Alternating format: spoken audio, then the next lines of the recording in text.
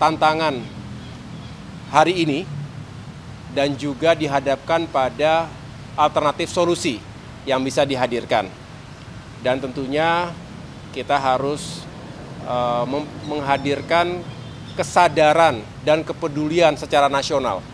Pertama itu yang harus dibangun, oleh karenanya pendidikan, sosialisasi, termasuk di sekolah-sekolah kita, dari mulai kecil sampai dengan dewasa harus ditanamkan kesadaran untuk membuang sampah pada tempatnya dan mengurangi sampah itu sendiri. Nah, yang kedua tentu kita harus mencari solusi dari kondisi hari ini yang kita tahu di sana-sini sudah terjadi penumpukan sampah. Contohnya Bantar Gebang yang sudah menggunung.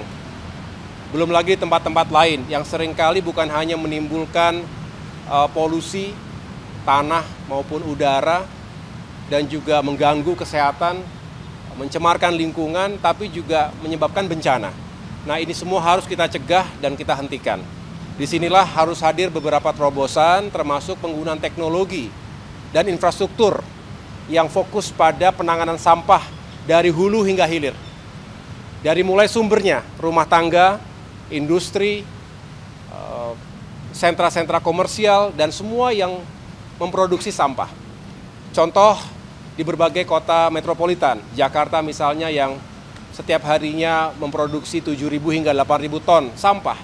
Ini harus bisa ditangani dengan baik. Di kota-kota besar lainnya juga demikian.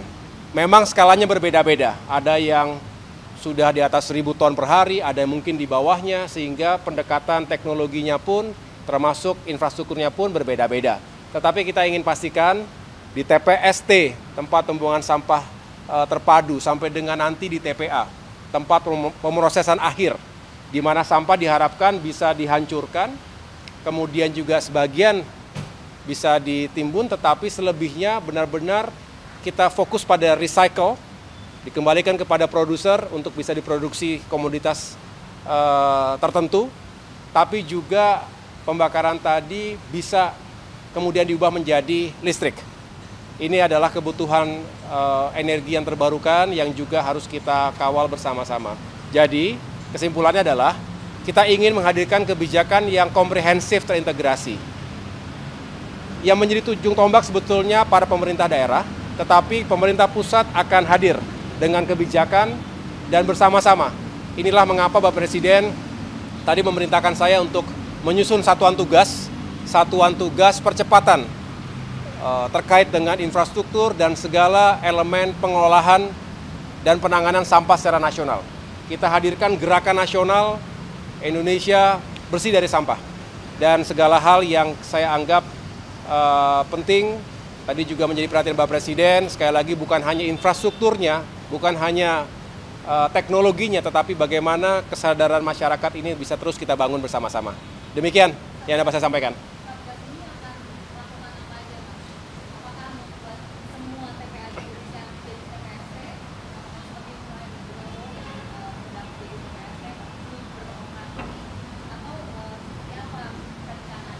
Ya, tentu Satgas ini akan melakukan evaluasi terhadap apa yang telah berjalan selama ini. Ada Perpres nomor 35 tahun 2018, artinya sudah berjalan sekitar 7 tahun.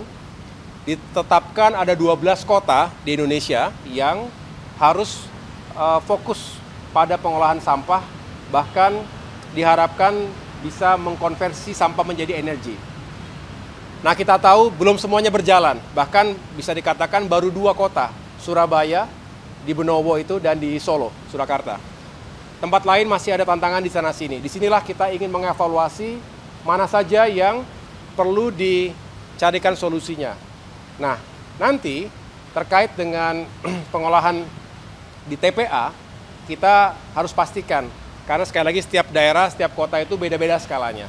Nah, kita ingin pendekatannya adalah seefektif mungkin. Tidak boleh parsial sehingga justru tidak tepat sasaran, kurang efisien, dan akan berkepanjangan. Kita harus hadirkan yang berkelanjutan betul.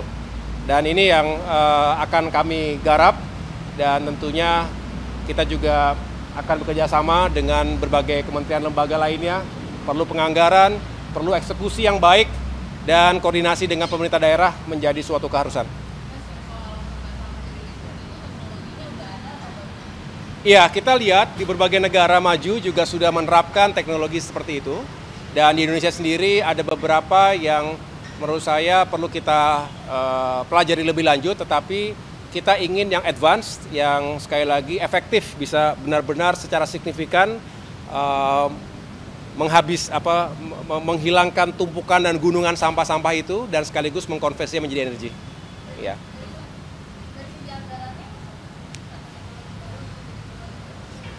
Ya, anggaran harus kita hitung dengan baik. Ya, ini adalah pertemuan awal dalam arti tentu akan diikuti dengan penelaahan lebih lanjut. Saya tadi juga ketemu dengan Menteri Keuangan di dalam dan beliau juga tentunya bersedia ingin menjadi bagian dari solusi juga. Tentu kami akan duduk bareng dan membahas ini secara lebih detail karena ya kita harus memaksimalkan ataupun meyakinkan anggaran tersebut benar-benar sesuai dengan kebutuhan yang kita butuhkan sekarang.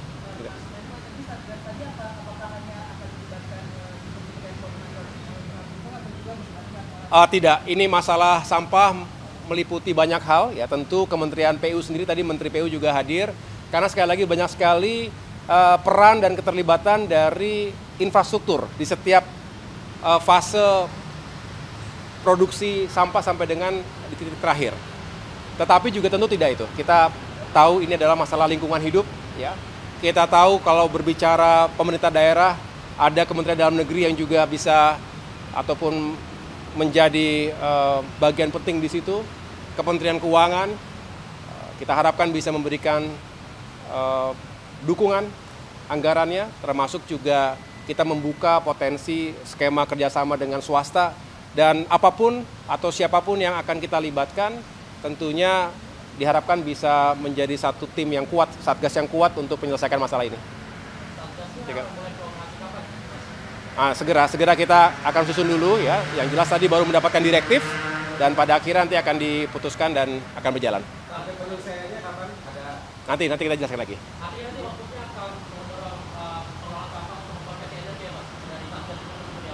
Oh ya, jadi artinya sekali lagi kita akan petakan dengan ini Indonesia kan luas ya.